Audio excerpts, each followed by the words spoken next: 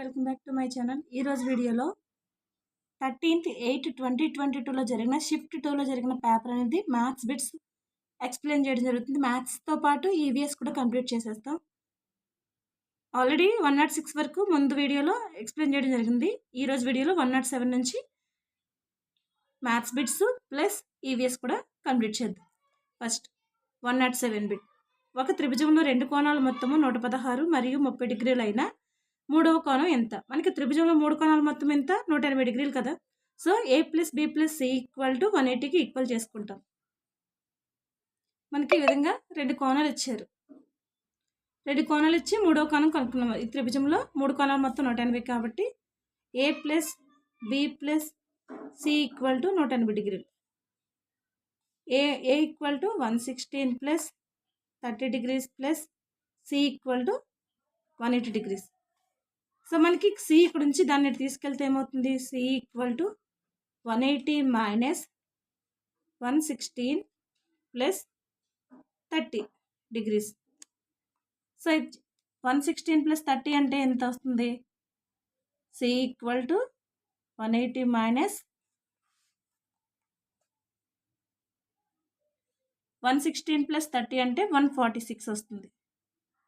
So 180లో నుంచి 146ని subtract చేస్తే మనకి 10 మైనస్ 6 అంటే 4, ఇక్కడ 7 ఉంటుంది. 7 మైనస్ 4 అంటే 3. So c equal to 34 degrees. మనకి సి వాల్యూ ఎంత? 34 డిగ్రీస్. మూడో కోణం ఎంత? 34 డిగ్రీస్. ఆప్షన్ 4 అనేది కరెక్ట్. నెక్స్ట్ 60 సెంటీమీటర్ల పొడవు, 40 సెంటీమీటర్ల వెడల్పు మరియు 30 సెంటీమీటర్ల ఎత్తు కలిగిన మూత కలిగిన పెట్టె యొక్క బాహ్యతలం రంగు వేయుటకు 20 చదరపు సెంటీమీటర్లకు 50 పైసలు చొప్పున మొత్తం ఖర్చు రూపాయల్లో ఎంత అన్నారు. ఫస్ట్ మనకి ఏమి ఇచ్చారు? LBH ఇచ్చారు, అంటే దీర్ఘగణం. పెట్టు అంటే మనకి 3 కొలతలు ఇచ్చారంటే దీర్ఘగణం. సో దీర్ఘగణం సంపూర్ణతల వైశాల్యం ఫార్ములా ఏంటి? A equal to 2 into LB plus BH plus LH. So 2 into L అంటే మనకి ఎంత?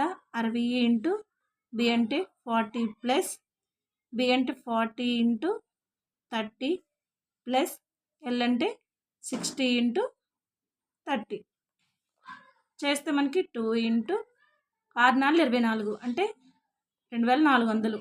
ఈ 2 జీరోస్ ఉన్నాయి కాబట్టి 2 జీరోస్ పెట్టుకుంటాం. ప్లస్ 3 4 12, ఇక్కడ 2 జీరోస్ ఉన్నాయి కాబట్టి 12 పక్కన 2 జీరోస్ పెడతాం. నెక్స్ట్ 6 3 18, 2 జీరోస్ పెడతాం. సో 2400 1200 1800 యాడ్ చేస్తే మనకి ఎంత వస్తుంది? 0 0 14, ఇక్కడ 1 ఉంది. 1 ప్లస్ 3 4, ఇదొకటి 5. So 2 into 5400. సో దీన్ని మల్టిప్లై చేసేయచ్చు, లేదంటే ఈ విధంగానే ఉంచిన తర్వాత క్యాన్సిలేషన్లో కూడా పోతుంది. ఇది చదరపు సెంటీమీటర్లు. సో మనకి ఇక్కడ ఏమి ఇస్తున్నారు? పెట్టె యొక్క బాహ్యతలం రంగు వేయటకు 20 చదరపు సెంటీమీటర్లకు 50 పైసలు చొప్పున మొత్తం ఖర్చు రూపాయల్లో ఎంత అంటున్నారు. బాహ్యతలం రంగు వేయటకంటే 20 చదరపు సెంటీమీటర్లకి 50 పైసలు అన్నారు. 50 పైసలు అంటే మనకి ఇది రూపాయల్లో కాదు కాబట్టి దీన్ని ఏ విధంగా మార్చుకోవచ్చు? 50/100 రూపాయల కింద మార్చుకోవచ్చు. సో ఈ 0 0 క్యాన్సిల్ అవుతుంది. 5 అనేది ఇందులో 2 టైమ్స్ క్యాన్సిల్ అవుతుంది. సో ఎంత వస్తుంది? 1/2 రూపీస్ వస్తుంది. అయితే మనకి 2 ఇంటూ 5400 చదరపు సెంటీమీటర్లకి ఎంత అవుతుంది మొత్తం ఖర్చు అన్నారు. అప్పుడు ఏమవుతుంది? 2 ఇంటూ 5400. సో ఇది మల్టిప్లై చేసుకోవచ్చు, నేను మల్టిప్లై చేయకుండా వేసాను. ఇంటూ 1/2/20 వస్తుంది. ఈ 2 క్యాన్సిల్ అవుతుంది. 20 ఉంది కదా, 20లో 0 0 క్యాన్సిల్ అవుతుంది. ఈ 2 అనేది ఇందులో ఎన్ని టైమ్స్ క్యాన్సిల్ అవుతుందంటే 2 2 0 4 ఉంటుంది. 7 2 0 14 0. సో ఎంత అయింది మనకి? 270 వచ్చింది. అంటే 2 ఇంటూ 5400 చదరపు సెంటీమీటర్లకి అయ్యే ఖర్చు మొత్తం ఖర్చు ఎంత? 270 రూపాయలు. ఆప్షన్ 2 అనేది కరెక్ట్. ఇక్కడ మనకి పైసల్లో ఇచ్చారు కాబట్టి దాన్ని రూపాయల్లోకి మార్చుకోండి. 20 చదరపు సెంటీమీటర్లకి ₹1.50 అయితే మొత్తం మనకి ఇక్కడ సంపూర్ణతల వైశాల్యం కడతాం కదా దీర్ఘగణం, ఆ వచ్చిన దానికి ఎంత అవుతుందంటే సంపూర్ణతల వైశాల్యం కట్టిన తర్వాత వచ్చింది బై 20 ఇంటూ ₹1.50 వేసుకుంటాం. సో క్యాన్సిల్ చేస్తే మనకి 270 వస్తుంది సింప్లిఫై చేస్తే. నెక్స్ట్, ఒక వ్యక్తి 2 సైకిళ్లను ఒక్కొక్కటి 3,000కు చొప్పున అమ్మాడు. మొదటి దానిని 20% లాభానికి, రెండవ దాన్ని 20% నష్టానికి అమ్మిన మొత్తం మీద అతనికి లాభమా నష్టమా ఎంత శాతం అన్నారు. ఫస్ట్ మనకి ఒక్కొక్క సైకిల్కి కడితే అది లాభము, ఒక చోట లాభం వచ్చింది, రెండవ చోట నష్టం వచ్చింది కాబట్టి మొదటి సైకిల్,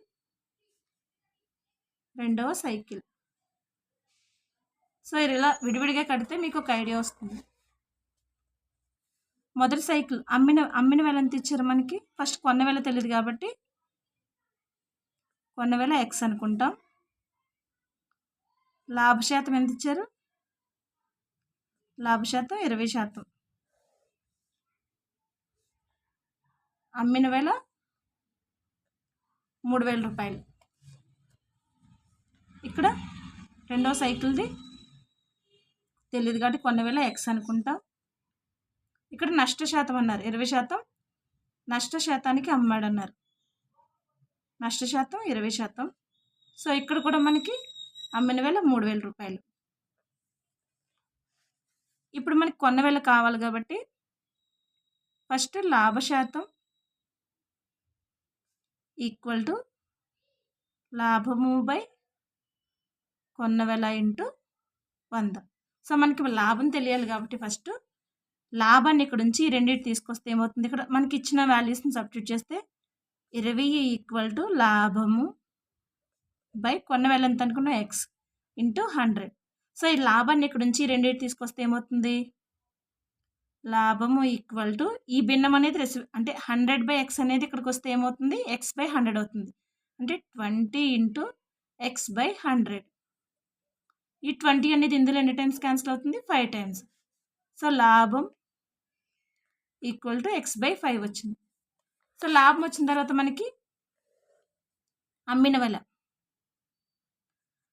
వేల ఈక్వల్ టు కొన్న వేల ప్లస్ లాభం. అమ్మిన వేల ఎంత ఇచ్చారు మనకి, 3,000. 3,000 ఈక్వల్ టు కొన్న వేల ఎక్స్ ప్లస్ లాభం ఎంత వచ్చింది, x/5.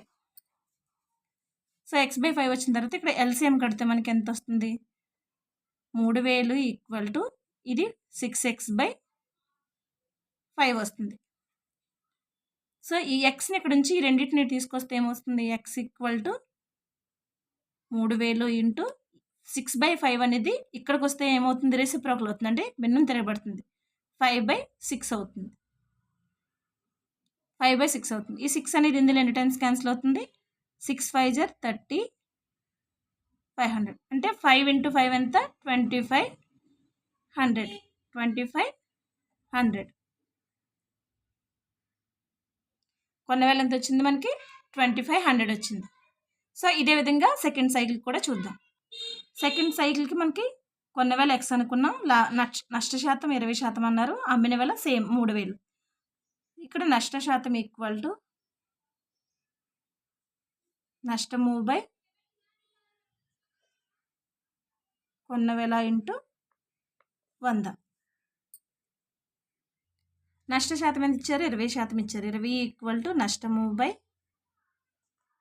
కొన్న వేల ఎంత, ఎక్స్ ఇంటూ 100.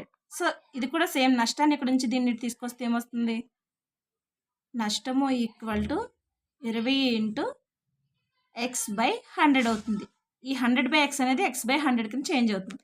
సో ఇక్కడ కూడా ఈ 20 అనేది ఇందులో 5 టైమ్స్ క్యాన్సిల్ అవుతుంది. సో నష్టం ఎంత వచ్చింది మనకి, ఇక్కడ x/5 వచ్చింది. నష్టం వచ్చిన తర్వాత అమ్మిన వేల కావాలి కదా, కొన్న వేల కావాలి కాబట్టి మనకి అమ్మిన వేల ఈక్వల్ టు ఇక్కడ కొన్న వేల మైనస్ నష్టం. ఎందుకని, నష్టం వచ్చింది కాబట్టి ఇక్కడ మైనస్ వస్తుంది, లాభం వస్తే ఇక్కడ ప్లస్ వస్తుంది. సో అమ్మిన వేల ఎంత, 3,000 ఈక్వల్ టు కొన్న వేల ఎక్స్ అనుకున్నాం కాబట్టి x మైనస్ నష్టం ఎంత వచ్చింది? x/5. 3000 ఈక్వల్ టు ఇది మనకి ఇక్కడ ఎల్సిఎం కడితే 5x - x అంటే 4x/5. సో దీన్ని కూడా x ఇక్కడ ఉంచి దీన్ని తీసుకొస్తే ఏమవుతుంది? 4/x అనేది 4/5 అనేది ఇక్కడికి వస్తే ఏమవుతుంది? 5/4 అవుతుంది. 3000 ఇంటూ 5/4. ఈ 4 అనేది ఇందులో ఎన్ని టైమ్స్ క్యాన్సిల్ అవుతుంది? 7 4 జర్ 28. 2 ఉంది. 5 4 జర్ 20. 0. 75 ఇంటూ 5 అంటే ఎంత మనకి? x ఈక్వల్ టు 75 ఇంటూ 5 అంటే 5 5 జర్ 25. 2 ఉంది. 5 7 జర్ 35. 5 7 జర్ 35 ప్లస్ 2 37. అంటే 3700 ఇక్కడ 0 ఉంది కదా, 50 వస్తుంది. సో ఇక్కడ కొన్న వేల రెండో సైకిల్ కొన్న వేల 3750 రూపాయలు. మొదటి సైకిల్ కొన్న వేల 2500. ఈ రెండింటిని యాడ్ చేసిన తర్వాత ఇది కొన్న వేల అవుతుంది. ఈ కొన్న వేల నుంచి అమ్మిన వేల తీసేస్తే ఎంత లాభం వచ్చిందా నష్టం వచ్చిందా దాన్ని శాతాల్లో అడిగారు. సో మనకి మొదటి సైకిల్ కొన్న వేల 2500 వచ్చింది. రెండవ సైకిల్ కొన్న వేల 3750 వచ్చింది. ఇప్పుడు ఈ రెండింటిని యాడ్ చేస్తే మనకి రెండు సైకిల్లో కొన్న వేల వస్తుంది. 0 + 5 అంటే 5. 5 + 7 అంటే 12. 1 ఉంది. 1 + 2 3. 3 + 3 6. సో మనకి మొత్తం రెండు సైకిళ్ళు కొన్న వేల. రెండు సైకిల్ కొన్న వేల మొత్తం ఎంత వచ్చింది? 6250. సో మనకి అమ్మిన వేల ఎంత? రెండు సైకిళ్ళు అమ్మిన వేల. రెండు సైకిల్ అమ్మిన వేల equal to 3000 plus 3000 equal to 6000. ఇప్పుడు మనకి ఇది లాభమా నష్టమా అంటే కొన్న వేలలోంచి అమ్మిన వేల తీసేస్తే ఎంత వస్తుంది? లాభం వస్తుంది కదా. ఇక్కడ 6000 కొన్న వేల ఏమో 6250, అమ్మిన వేల ఏంటి? 6000. సో లాభము ఈక్వల్ టు కొన్న వేల మైనస్ అమ్మిన వేల. కొన్న వేల ఎంత? 6250 మైనస్ అమ్మిన వేల 6000 తీస్తే ఎంత? 250. సో లాభం వచ్చింది కాబట్టి లాభశాతం కనుక్కోవాలి. లాభశాతం ఈక్వల్ టు లాభము బై కొన్న వేల ఇంటూ 100. లాభం ఎంత వచ్చింది? 250 వచ్చింది కదా. 250 బై కొన్న వేల ఎంత? 6250 ఇంటూ 100. ఈ 0 0 క్యాన్సిల్ అవుతుంది. ఈ 25 అనేది ఇందులో 25 టైమ్స్ క్యాన్సిల్ అవుతుంది. ఈ 25 మళ్ళీ ఇందులో 4 టైమ్స్ క్యాన్సిల్ అయింది. దేర్ఫోర్ లాభశాతం ఈక్వల్ టు 4%. మనకి ఆప్షన్ లాభశాతం 4%. ఆప్షన్ 1 అనేది కరెక్ట్. లాభశాతం 4% వచ్చింది. Next 110 bit.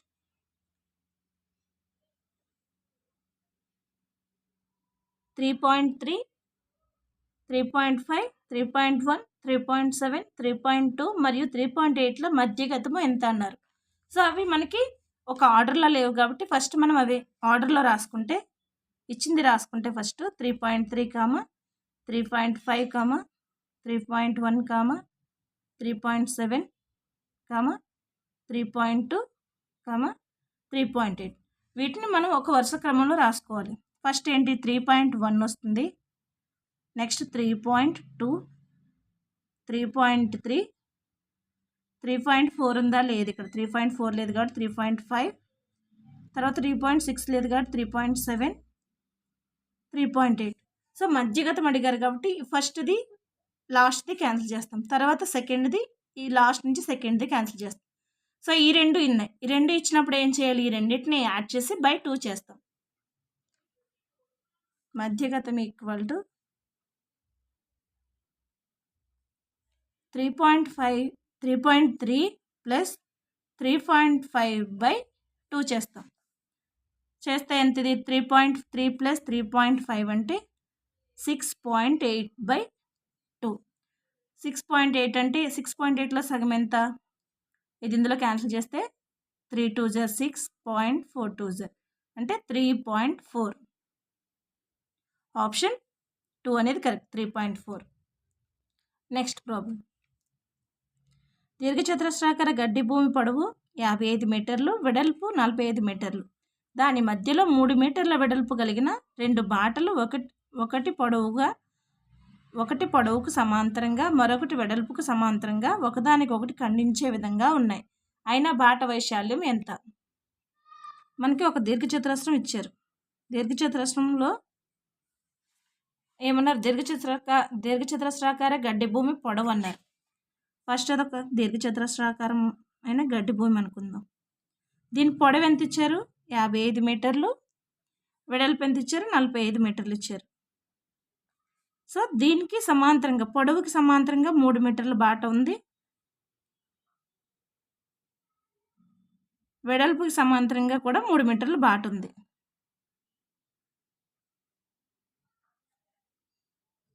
ఇవి రెండు ఖండించుకునే విధంగా ఉన్నాయి. అయినా ఈ బాట వైశాల్యం ఎంత అంటున్నారు. సో లోపల ఉంది కాబట్టి మనకి లోపలి బాట వైశాల్యం కనుక్కోవాలి. దీర్ఘచతురస్రాకారం భుజం పొడవు లేదంటే పొడవు L = 55 మీటర్లు,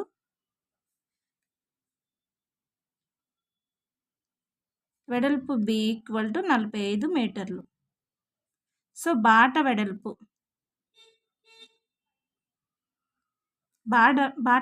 W = 3 మీటర్లు ఇచ్చారు.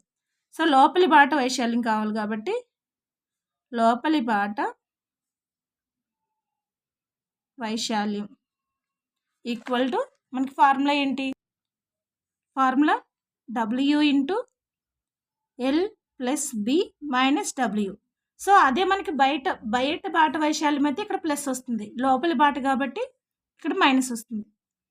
సో W అంటే 3 × L అంటే ఎంత? 55 + 45 - 3. 3 × 55 + 45 అంటే ఎంత మనకి? 100. 100 - 3. సో ఇక్కడ మనకి 3 × 100 - 3 అంటే 97. 3 × 97 అంటే 97 × 3 చేస్తే మనకి ఎంత వస్తుంది? 3 7 జర్ 21, 2 ఉంది. 3 9 జర్ 3 7 జర్ 21, 2 ఉంది. 3 9 జర్ ఎంత? 27. 27 + 2 అంటే 29. సో 291. లోపలి బాట వైశాల్యం ఎంత? 291 మీటర్². ఆప్షన్ 2 అనేది కరెక్ట్ ఇక్కడ మనం. నెక్స్ట్ 112. 3 సమాసాల మొత్తం 8 + 13a + 7a². వాటిలో 2 సమాసాలు 2a² + 3a + 2 ఒకటి, 3a² - 4a + 1 ఒకటి. సో ఈ 2 సమాసాలు అయినా మూడవ సమాసం ఎంత అంటే మనకి ఇది మొత్తం 3 సమాసాలు మొత్తం ఇది ఇచ్చారు. సో ఆల్రెడీ అందులో 2 ఇచ్చారు, 2 సమాసాలు అంటే ఈ మొత్తంలోంచి 2 సమాసాలు కలిపి తీసేస్తే మూడవ సమాసం అనేది వస్తుంది. ఫస్ట్ మనకి 3 సమాసాలు మొత్తం ఎంత ఇచ్చారు? 8 సో 3 సమాసాలు మొత్తం 8 + 13a + 7a². ఇందులో 2 సమాసాల్లో ఏమేమి ఇచ్చారు? 2a, 2a² + 3a + 2 ఒకటి ఇచ్చారు. 3a² - 4a + 1 ఒకటి ఇచ్చారు. సో ఆల్రెడీ మూడిట్లో 2 ఇచ్చారు. ఈ 2 ఇచ్చినప్పుడు మూడో సమాసం ఎలా అంటే ఈ రెండింటిని యాడ్ చేసి ఈ వచ్చిన దాన్ని ఈ మూడో మొత్తంలోంచి తీసేస్తాం. సో ఈ 2 యాడ్ చేస్తే మనకి ఎంత వస్తుంది? 2a² + 3a² అంటే 5a². ఇక్కడ +3a ఉంది, -4a ఉంది. సో -a + 2 + 1 అంటే 3. ఇది 2 సమాసాలు మొత్తం ఇది. సో దీన్ని ఇందులోంచి సబ్ట్రాక్ట్ చేస్తాం. 8 + 13a + 7a² - ఇక్కడ 5a² ఉంది. సో ఇది మనం రివర్స్ రాసుకున్నా పర్వాలేదు. మైనస్ 3 మైనస్ ఏ ప్లస్ 5a². సో ఇది సబ్ట్రాక్ట్ చేస్తే ఏమొస్తుంది, ఇక్కడ మైనస్ వస్తుంది, ఇక్కడ ప్లస్ వస్తుంది, ఇక్కడ మైనస్ వస్తుంది. ఎందుకంటే సబ్ట్రాక్ట్ చేస్తున్నాం కాబట్టి దీన్ని. ఇది మైనస్ హాఫ్ కాబట్టి చేస్తే మనకి 8 మైనస్ 3 అంటే 5. ఇక్కడ ప్లస్ ఉంది, ఇక్కడ ప్లస్ ఉంది. 13a ప్లస్ ఏ అంటే ప్లస్ 14a. ఇక్కడ 7a² నుంచి మైనస్ 5a² సబ్ట్రాక్ట్ చేస్తే ప్లస్ 2a². సో మనకు వచ్చింది ఏంటి, మూడవ సమాసం equal to 2a² plus 14a plus 5. So ఆప్షన్లో ఎక్కడుంది మనకి అది, ఫస్ట్ ఆప్షన్ 2a. ఇది స్క్వేర్ అండి, 2a² plus 14a plus 5. a² మనం కంప్యూటర్లో టైప్ చేసినప్పుడు కొన్నిసార్లు మిస్టేక్ పడుతుంది. ఇది 2a². నెక్స్ట్ 113. 2 సమాంతర రేఖల్లో తిర్యక్ రేఖకు ఒకే వైపున గల అంతర్కోణాల మొత్తం అన్నారు. అవి ఏంటి, అంతర్కోణాలు మొత్తం కలిపితే ఏమొస్తుంది, సమానం, పూరక కోణాలు, సంపూరకాలు, లంబకోణం. ఫస్ట్ మనకి సమాంతర రేఖలు గీస్తే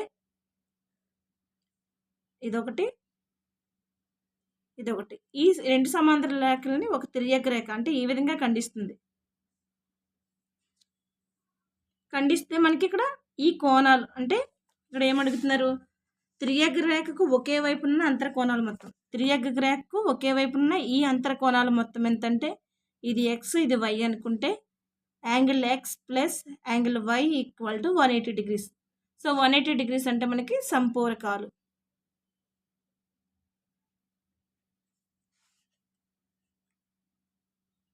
ఆప్షన్ 3 అనేది కరెక్ట్. నెక్స్ట్ 114. 2 సరళ రేఖలు ఒకదానికొకటి ఖండించుకున్నప్పుడు ఆ ఖండన బిందువు వద్ద ఏర్పడిన అభిముఖ కోణాల జతను ఏమంటారు? సదృశ కోణాలు, ఏకాంతర కోణాలు, తిర్యక్ రేఖ ఒకే వైపున గల కోణాలు, శీర్షాభిముఖ కోణాలు.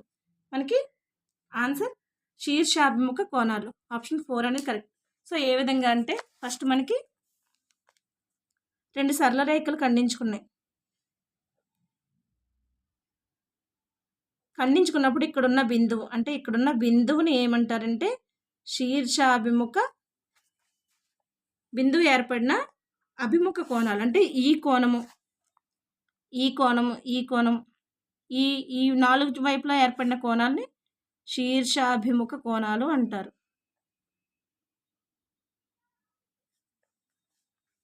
ఆప్షన్ 4 అనేది కరెక్ట్. సో ఇక్కడితో మ్యాథ్స్ బిట్స్ అనేవి కంప్లీట్ అయినాయి. ఇక్కడ మెథడాలజీ బిట్స్ ఉన్నాయి, అవి ఒకసారి ఎక్స్ప్లెయిన్ చేస్తాను. 115 చూస్తే, నిగమన పద్ధతిని ప్రచారం చేసినది ఎవరు? నిగమన పద్ధతిని ప్రచారం చేసినది Comenius. Option 3 correct. Next 116. Puzzles, riddles, కథలు మొదలైనవన్నీ ఈ విలువను పెంపొందిస్తాయి. కళాత్మక విలువ, ఔపయోగిక విలువ, వినోదపు విలువ, సాంస్కృతిక విలువ. ఆప్షన్ 3. పజిల్స్, రిడిల్స్, కథలు అనేవి వినోదపు విలువలను తెలియజేస్తాయి, పెంపొందిస్తాయి. నెక్స్ట్ 117. పొడవు వెడల్పుల లబ్ధాన్ని వైశాల్యం అంటారు. ఇది ఒక సూత్రం. నెక్స్ట్, కూడిక, తీసివేత రెండూ చేయగలిగిన విద్యార్థి ఈ భావనను అర్థం చేసుకోలేడు. గుణకార ఆవర్తన సంకలనం. కూడిక, తీసివేత రెండూ చేయగలిగిన విద్యార్థి ఈ భావనను అర్థం చేసుకోలేడు అంటే గుణకారము, ఆవర్తన సంకలనం. నెక్స్ట్, 0 నియమాలను రచించిన భారతీయ గణిత శాస్త్రవేత్త మహావీర. నెక్స్ట్ 120. భిన్నాలలో కూడికలు నేర్పడానికి ఇది ఉపయోగపడుతుంది. Grid paper. భిన్నాల్లో కూడికలు నేర్పడానికి గ్రిడ్ పేపర్ అనేది ఉపయోగపడుతుంది. నెక్స్ట్ ఇక్కడ నుంచి ఈవీఎస్ బిట్స్.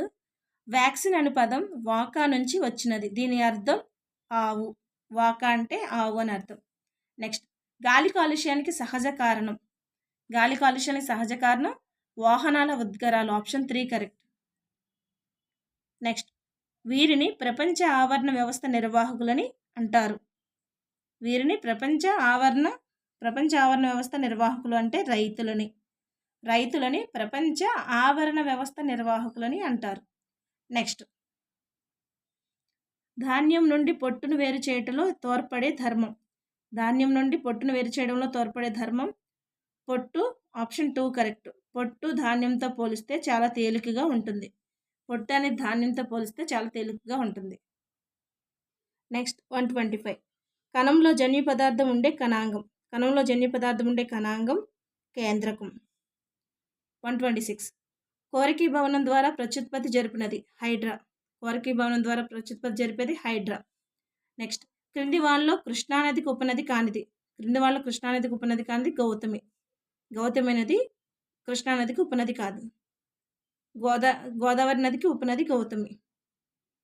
నెక్స్ట్, ఆవరణ వ్యవస్థలోని ప్రథమ పోషక స్థాయి. ఆవరణ వ్యవస్థలోని ప్రథమ పోషక స్థాయి అంటే ఉత్పత్తిదారులు. Option 2 correct. నెక్స్ట్, రెండు దండాయస్కాంతాలను దగ్గరగా తీసుకుని వచ్చినప్పుడు ఏమవుతుందంటే సజాతీయ ధ్రువాలు వికర్షించుకుంటాయి. సజాతీయ ధ్రువాలు వికర్షించుకుంటాయి. ఇక్కడ విజాతీయ ధ్రువాలు వికర్షించుకుంటాయి అన్నారు, కాదు, విజాతీయ ధ్రువాలు ఆకర్షించుకుంటాయి. సో ఫస్ట్ బిట్ కరెక్ట్ ఇక్కడ. Next 130 bit. పదార్థాన్ని క్రింది విధంగా నిర్వచించవచ్చు అంటే కొంత ద్రవ్యరాశి కలిగి ఉండి స్థలాన్ని ఆక్రమించే దాన్ని పదార్థం అంటారు. Option 3 correct. కొంత ద్రవ్యరాశి కలిగి ఉండి స్థలాన్ని ఆక్రమించే దానిని పదార్థం అంటారు. నెక్స్ట్, మినీమేటా అను వ్యాధికి కారణం మెర్క్యూరీ. నెక్స్ట్, స్త్రీ బీజ కోశాలు ఉత్పత్తి చేసే హార్మోన్ ఏంటి? ఈస్ట్రోజెన్. నెక్స్ట్, సోషల్ స్టడీస్ సంబంధించినవి. భూమి ఆకాశం కలిసినట్టు కనిపించే ప్రదేశం దిగ్మండలం. Option 1 correct. భూమి ఆకాశం కలిసినట్టు కనిపించే ప్రదేశం ఏదంటే దిగ్మండలం. నెక్స్ట్, ఎస్కిమో భాషలో ఇగ్లు అంటే ఆశ్రయం, ఇల్లు అంటారు. ఎస్కిమోలో భాషలో ఇగ్లు అంటే ఆశ్రయం. నెక్స్ట్ 135. భారతదేశ ఆరంభ బ్యాంకర్లలో సరిగా జతపరిచిన దాన్ని గుర్తించండి. అంటే జగత్ సేట్లు బెంగాలీ, షాలు పాట్నా, చెట్టియార్ మద్రాసు, అరుణ్జీ నాథ్జీ హైదరాబాద్. ఆప్షన్ 4 అనేది కరెక్ట్. సరిగా జతపరిచిందంటే అరుణ్జీ నాథ్జీ అనేది హైదరాబాద్ బ్యాంక్లో సరికానిది జత. నెక్స్ట్, అమెరికాలో కార్ల ఉత్పత్తిని వేగవంతం చేయడానికి అసెంబ్లీ లైన్ విధానాన్ని ప్రవేశపెట్టిన వారు హెన్రీ ఫోర్డ్. అమెరికాలో కార్ల ఉత్పత్తిని వేగవంతం చేయడానికి అసెంబ్లీ లైన్ విధానాన్ని ప్రవేశపెట్టింది హెన్రీ ఫోర్డ్. నెక్స్ట్, రైతువారీ విధానం అనగా రైతులకు సాగు హక్కు ఇవ్వడం. రైతువారీ విధానం అంటే రైతులకు సాగు హక్కు ఇవ్వడం. నెక్స్ట్, కొత్త జాతీయ ఖనిజ విధానాన్ని ప్రకటించిన సంవత్సరం 1993. Option 3 correct. Next, Chirala Perala ఉద్యమ నాయకుడు Duggirala Gopalakrishnayya. Option 3 correct. Next 140. బేగార్ అనగా వెట్టి చాకిరి. Option 4 correct. బేగార్ అనగా వెట్టి చాకిరి. నెక్స్ట్, సత్యార్థ ప్రకాష్ పుస్తక రచయిత స్వామి దయానంద సరస్వతి. నెక్స్ట్, గోమటేశ్వరం దేవాలయం ఈ రాష్ట్రంలో కలదు. బి, కర్ణాటక. గోమటేశ్వర దేవాలయం ఎక్కడుందంటే కర్ణాటకలో. నెక్స్ట్, హిందూ అనే పదం ఈ పదం నుండి ఉద్భవించింది. సింధు నుండి ఉద్భవించింది హిందూ పదం. నెక్స్ట్, దేవదాసి వ్యవస్థకు వ్యతిరేకంగా పోరాడిన వారు భాగ్యరెడ్డి వర్మ. నెక్స్ట్, భౌతిక శాస్త్రాన్ని బోధించుటకు అనువైన విద్యార్థి కేంద్రిత పద్ధతి అంటే హ్యూరిస్టిక్ మెథడ్, అన్వేషణ పద్ధతి. నెక్స్ట్ బిట్, కారణాలు తెలుపుట ఈ విద్యాలక్ష్మి యొక్క స్పష్టీకరణ. వినియోగం, కారణాలు తెలపడం అనేది వినియోగం యొక్క స్పష్టీకరణ. నెక్స్ట్, బడిలో తోటను పెంచడం అనే అంశాన్ని బోధించడానికి అనువైన పద్ధతి ప్రాజెక్ట్ పద్ధతి ద్వారా బడిలో తోటను పెంచడం అనేది బోధించడానికి అనువైన పద్ధతి. నెక్స్ట్, విద్యా లక్ష్యాలే విద్యా విలువలను నిర్వచించిన వారు. విద్యా లక్ష్యాలే విద్యా విలువలను నిర్వచించిన వారు కన్నింగ్హామ్. Option 1 correct. నెక్స్ట్, ఒక అంశానికి చెందిన అన్ని ప్రాథమిక విషయాల్ని సూక్ష్మంగా చెప్పడం. ఒక అంశానికి చెందిన అన్ని ప్రాథమిక విషయాలను సూక్ష్మంగా చెప్పడం అనేది ఏకకేంద్ర ఉపగమం. ఏకకేంద్ర ఉపగమం. ఆప్షన్ 2 అనేది కరెక్ట్. Next 150 last bit. పరిసరాల విజ్ఞానాన్ని ఈ కమిటీ సూచనల మేరకు పరిసరాల విజ్ఞానం 1, పరిసరాల విజ్ఞానం 2లుగా విభజించి బోధించడం జరిగింది. ఆప్షన్ 1 అనేది కరెక్ట్. ఈశ్వర్ భాయ్ పటేల్ కమిటీ ప్రకారం పరిసరాల విజ్ఞానం 1, పరిసరాల విజ్ఞానం 2గా విభజించి బోధించడం జరుగుతుంది.